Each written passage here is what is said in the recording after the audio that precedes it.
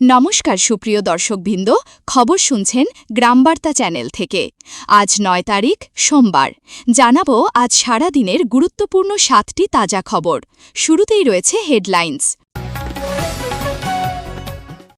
২৬-এর বিধানসভা নির্বাচনের আগে ২১শে জুলাই শহীদ দিবসের প্রস্তুতি শুরু তৃণমূলের। বিজেপি বাংলায় আসলে মহিলাদের হাতে মাসে মাসে ৩,০০০ টাকা, বিধানসভার আগে গ্যারেন্টি শুভেন্দুর। ফের অগ্নিগর্ভ মণিপুর, পেট্রোল ঢেলে নিজেদের জ্বালিয়ে দেবার হুমকি বিক্ষোভকারীদের। মধ্যরাতে প্রেমিককে ডেকে এনে স্বামীকে খুন, নিশ্চিন্তে ঘুমানোর পর আটক স্ত্রী। গৃহযুদ্ধের পরিস্থিতি বাংলাদেশে, ডিসেম্বরেই নির্বাচনের দাবিতে আন্দোলনের ডাক বিএনপির। দেশ জুড়ে করোনা আক্রান্তের সংখ্যা ৬,০০০ পার, ২৪ ঘণ্টায় মৃত্যু ৪ জনের। ডেডলাইন বুধবার, বর্ষা না এলেও ঘুরবে হাওয়া, বড়সড় পূর্বাভাস দিয়ে দিল আবহাওয়া দপ্তর। আসছি বিস্তারিত খবরে। তৃণমূল কংগ্রেস আগামী ২১শে জুলাই শহীদ দিবসের জন্য ব্যাপক প্রস্তুতি শুরু করেছে। দলীয় সূত্রে জানা গেছে, আগামী সপ্তাহে ভবানীপুরের তৃণমূল কার্যালয়ে একটি গুরুত্বপূর্ণ প্রস্তুতি বৈঠক অনুষ্ঠিত হবে। এই বৈঠকে অংশ নিতে সমস্ত জেলা সভাপতি ও চেয়ারম্যানদের কাছে চিঠি পাঠানো হয়েছে। এছাড়া কলকাতা উত্তর ও বীরভূমের কোর কমিটির সদস্যদেরও এই বৈঠকে ডাকা হয়েছে। ২০২৬ সালের বিধানসভা নির্বাচনের আগে এই শহীদ দিবসের সভা রাজনৈতিকভাবে অত্যন্ত তাৎপর্যপূর্ণ। তৃণমূল নেত্রী মমতা বন্দ্যোপাধ্যায় এই সভায় কী বার্তা দেবেন তা নিয়ে দলের অভ্যন্তরে ও বাইরে তীব্র কৌতূহল রয়েছে। এই বৈঠক তৃণমূলের নির্বাচনী কৌশল এবং সাংগঠনিক শক্তি জোরদার করার ক্ষেত্রে গুরুত্বপূর্ণ ভূমিকা পালন করবে। ২১শে জুলাইয়ের সভা তৃণমূলের জন্য একটি ঐতিহাসিক দিন, যেখানে দলের নেত্রীরা একত্রিত হয়ে শহীদদের প্রতি শ্রদ্ধা জানানোর পাশাপাশি ভবিষ্যৎ রাজনৈতিক লক্ষ্য নির্ধারণ করে। মমতার বার্তা দলের কর্মীদের উৎসাহিত করার পাশাপাশি বিরোধীদের জন্য গুরুত্বপূর্ণ সংকেত হতে পারে। এই সভায় সাংগঠনিক পুনর্গঠন, নির্বাচনী প্রচারের কৌশল এবং জনসংযোগ বাড়ানোর বিষয়ে আলোচনা হতে পারে। রাজ্যের রাজনৈতিক পরিস্থিতি বিবেচনায় এই বৈঠক তৃণমূলের আগামী দিনের পথ নির্দেশক হিসেবে কাজ করবে। বছর ঘুরলেই রাজ্যে বিধানসভা নির্বাচন। তার আগে পায়ের তলার মাটি শক্ত করতে ময়দানে নেমে পড়েছে শাসক বিরোধী সব পক্ষই। কারো কুর্সি ধরে রাখার লড়াই, কারো কুর্সি দখলের। এদিকে ভোট আসার আগেই শুরু রাজনৈতিক দলগুলির প্রতিশ্রুতির পালা। এবার বড়সড় প্রতিশ্রুতি দিয়ে দিলেন বিরোধী দলনেতা শুভেন্দু অধিকারী। বর্তমান মমতা সরকারকে বিদায়ের কথা বলে শুভেন্দুর সাফ ঘোষণা, বিজেপি ক্ষমতায় এলে বাংলার মহিলাদের মাসে ৩,০০০ টাকা করে দেওয়া হবে। ভোট পরবর্তী হিংসার বলি বিজেপি কর্মীদের উদ্দেশ্যে শ্রদ্ধা জানাতে রবিবার ন্যাজাটে গেরুয়া শিবিরের সভা থেকে এমনই মন্তব্য করেন শুভেন্দু। এদিন ভরা সভা থেকে একাধিক ইস্যুতে সরব হন বিরোধী দলনেতা। ভোট পরবর্তী হিংসা নিয়ে শুভেন্দু বলেন, ৩৩ বছরের রাজনৈতিক জীবনে বহু কিছু দেখেছি, কিন্তু ধর্ম বেছে হত্যালীলা এতটা নিষ্ঠুরতা আগে দেখিনি। সনাতন ধর্মাবলম্বীদের টার্গেট করে রাজনৈতিক প্রতিহিংসার ঘটনা বারবার ঘটেছে। শুভেন্দু বলেন, ন্যাজাটে ভোট পরবর্তী হিংসার বলি হন ৩ বিজেপি কর্মী। আমরা আজ তাদের স্মরণ করছি। এ লড়াই শুধুমাত্র রাজনীতির নয়, এটা অস্তিত্বের। বাংলায় হিন্দুদের নিরাপত্তা এখন প্রশ্নের মুখে। একাধিকবার সনাতনী হিন্দু প্রসঙ্গ উঠে আসে বিরোধী দলনেতার মুখে। সন্দেশখালী মুর্শিদাবাদের প্রসঙ্গ তুলে শুভেন্দুবাবু বলেন, সন্দেশখালীতে মিথ্যা মামলায় হেনস্থা করা হয়েছে সনাতনী হিন্দুদের। শুধুমাত্র হিন্দু হওয়ার অপরাধে তাদের খুন করা হয়েছে। রাজ্য সরকারকে তোপ দেগে শুভেন্দু বলেন, যারা বলছেন এ রাজ্যে শান্তি রয়েছে, তারা আসলে রাজ্যবাসীকে মিথ্যা বলছেন। অশান্তির আগুনে জ্বলছে মণিপুর। মেইতেই সংগঠনের এক শীর্ষ নেতা এবং ৫ স্বেচ্ছাসেবককে গ্রেফতার করেছে পুলিশ। কার্যত উত্তপ্ত হয়ে উঠেছে মণিপুরের বিভিন্ন জায়গা। বড়সড় ক্ষতির আশঙ্কা করা হচ্ছে। ইতিমধ্যেই সেখানের ৫ জেলায় ইন্টারনেট পরিষেবা বন্ধ রাখার সিদ্ধান্ত নেওয়া হয়েছে।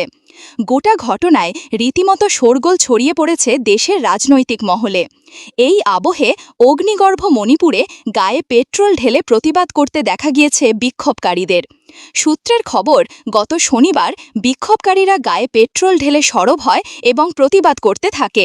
তাদের দাবি, যত তাড়াতাড়ি সম্ভব দ্রুততার সঙ্গে আমাদের নেতা আরামবাই ট্যাঙ্গেলকে মুক্তি দিতে হবে, ছেড়ে দিতে হবে মেইতেই সংগঠনের ওই শীর্ষ নেতাকে, না হলে আমরা নিজেকে জ্বালিয়ে দেব। সোশ্যাল মিডিয়া জুড়ে এমনই এক ভিডিও ভাইরাল হয়েছে। ইতিমধ্যেই মণিপুরের বিভিন্ন জায়গায় প্রশাসনের পক্ষ থেকে কারফিউ জারি করা হয়েছে।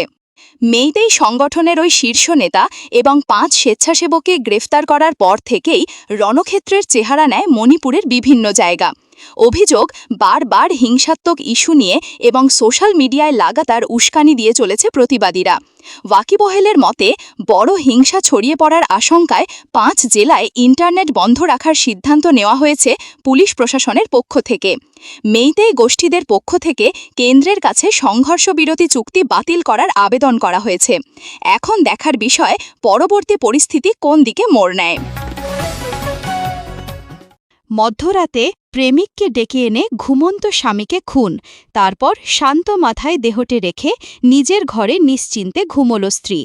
সকালে প্রতিবেশীদের জানিয়েছিল হৃদরোগে মৃত্যু হয়েছে তার স্বামীর, কিন্তু মৃতের শরীরের একাধিক জায়গায় আঘাতের চিহ্ন দেখেই আত্মীয় ও প্রতিবেশীদের আর বুঝতে বাকি থাকেনি। ইতিমধ্যেই মৃতের স্ত্রীকে আটক করেছে পুলিশ। দেহটি উদ্ধার করে পাঠানো হয়েছে ময়নাতদন্তের জন্য। পূর্ব বর্ধমানের কাটোয়ার আমুল গ্রামের বাসিন্দা মহাদেব দাস। জানা গিয়েছে, মঙ্গলকোট থানার বাজার বনকাপাসী গ্রামের বাসিন্দা রাজু দাসের মেয়ে মিতার সঙ্গে মহাদেবের 9 বছর আগে দেখাশোনা করে বিয়ে হয়েছিল। স্বাভাবিক ছন্দেই চলছিল জীবন। দম্পতির 2 সন্তান। মৃতের মা জানান, রবিবার ভোর 4:30 নাগাদ পুত্রবধূ মিতা তাকে ডাকতে গিয়েছিলেন। মহাদেব অসুস্থ এবং সারা শব্দ দিচ্ছে না বলে জানান বধূ। এরপর ডাকাডাকি ও কান্নাকাটির আওয়াজ পেয়ে প্রতিবেশীরা উঠে পড়েন। এদিকে বৃদ্ধা মা গিয়ে দেখেন মহাদেবের নিথর দেহ পড়ে রয়েছে। এরপরই যুবকের দেহে আঘাতের চিহ্ন দেখতে পান স্থানীয়রা। সঙ্গে সঙ্গে খবর দেওয়া হয় থানায়। দেহ উদ্ধার করে পাঠানো হয়েছে ময়নাতদন্তের জন্য। এরপরই উঠে আসে পরকীয়ার তত্ত্ব। মৃতের ভাই বলেন, আমার বৌদির সঙ্গে একজনের পরকীয়া সম্পর্ক ছিল। এ নিয়ে দাদার সঙ্গে অশান্তি হতো। 5 মাস আগে বৌদি একজনের সঙ্গে পালিয়েছিল। কয়েকদিন পর তাকে খুঁজে নিয়ে আসা হয়েছিল। এরপরেও বৌদি নিয়মিত ফোনে যোগাযোগ রাখত তার প্রেমিকের সঙ্গে। আমাদের ধারণা, বৌদি ও তার প্রেমিক পরিকল্পনা করেই এই খুন করেছে। অভিযোগ পেয়ে মৃতের স্ত্রীকে আটক করেছে পুলিশ। বাংলাদেশে এবার অন্তর্বর্তী সরকারের বিরুদ্ধে আন্দোলনের পথে খালেদা জিয়ার দল। তাহলে কি গৃহযুদ্ধের পরিস্থিতি তৈরি হতে চলেছে পদ্মাপাড়ের অন্দরে? এরকমই প্রশ্ন মাথাচাড়া দিয়ে উঠছে আন্তর্জাতিক মহলে। কিন্তু কেন? বিগত কিছুদিন আগেই অন্তর্বর্তী সরকারের প্রধান উপদেষ্টা মোহাম্মদ ইউনুস জানিয়েছিলেন, আগামী বছর অর্থাৎ 2026-এর এপ্রিল মাসে ভোট হবে বাংলাদেশে। যা নিয়ে ওপার বাংলার অন্যান্য রাজনৈতিক দলগুলি ইউনুস সরকারের বিরুদ্ধে তীব্র ক্ষোভ উগরে দিয়েছে। সূত্রের খবর, এই আবহে মোহাম্মদ ইউনুসের ওপর সুর চড়িয়ে বাংলাদেশের অন্যতম বড় রাজনৈতিক দল বিএনপি জানিয়েছে, চলতি বছরের ডিসেম্বরের মধ্যেই নির্বাচন সম্পন্ন করতে হবে। আগামী বছর এপ্রিল মাস অবধি টেনে নিয়ে যাওয়া কোনো মানেই হয় না। আর তা যদি না হয়, তাহলে বড় আন্দোলনের পথে নামবে তারা। ওয়াকিবহালের মতে, গোটা ঘটনায় আরও চাপ বাড়ল অন্তর্বর্তী সরকার তথা মোহাম্মদ ইউনুসের ওপর। সম্প্রতি টোকিওতে একটি অনুষ্ঠানে গিয়ে ইউনুস আগেই জানিয়েছিলেন, আগামী বছরের জুন মাসের মধ্যে বাংলাদেশের জাতীয় সংসদে নির্বাচন হতে পারে। এর আগে বাংলাদেশের সেনাপ্রধান জেনারেল ওয়াকারুজ্জামান জানিয়েছিলেন, প্রত্যেক নির্বাচিত সরকারের উচিত সেনাবাহিনীর অভিভাবক হিসাবে কাজ করা। তবে বাংলাদেশে ঠিক সেরকমটা হচ্ছে না। বর্তমানে বাংলাদেশের সেনাবাহিনী অভিভাবকহীন। তাই যত তাড়াতাড়ি সম্ভব বাংলাদেশে জাতীয় সংসদ নির্বাচন হওয়া দরকার। সেটা আগামী ডিসেম্বরের মধ্যেই হওয়া উচিত বলেই মনে করি। বাংলায় নতুন করে উদ্বেগ বাড়াচ্ছে করোনা ভাইরাস। দেশ জুড়ে হু হু করে বাড়ছে আক্রান্তের সংখ্যা। একইভাবে বাংলাতেও পাল্লা দিয়ে বাড়ছে আক্রান্তের সংখ্যা। গত ২৪ ঘণ্টায় রাজ্যে করোনা আক্রান্তের সংখ্যা বেড়েছে ৭৩ জন। রাজ্যে মোট আক্রান্ত ৬৯৩ জন। দেশ জুড়ে সক্রিয় করোনা আক্রান্ত রোগীর সংখ্যা ৬,১৩৩ জন। দেশ জুড়ে গত ২৪ ঘণ্টায় করোনা আক্রান্ত হয়েছে ৩৭৮ জন। দেশ জুড়ে ২৪ ঘণ্টায় করোনা আক্রান্ত হয়ে মৃত্যু হয়েছে ৪ জনের। ইতিমধ্যে দিল্লি সরকার এবং স্বাস্থ্য বিভাগ কড়া নজরদারির পাশাপাশি পরীক্ষা আরও জোরদার করার সিদ্ধান্ত নিয়েছে। সমস্ত হাসপাতালগুলিকে অক্সিজেন বেড তৈরি রাখার নির্দেশ দেওয়া হয়েছে। দেশের মধ্যে সবচেয়ে বেশি আক্রান্তের সংখ্যা কেরালায়, তারপরেই রয়েছে গুজরাট, পশ্চিমবঙ্গ, রাজস্থান ও দিল্লি।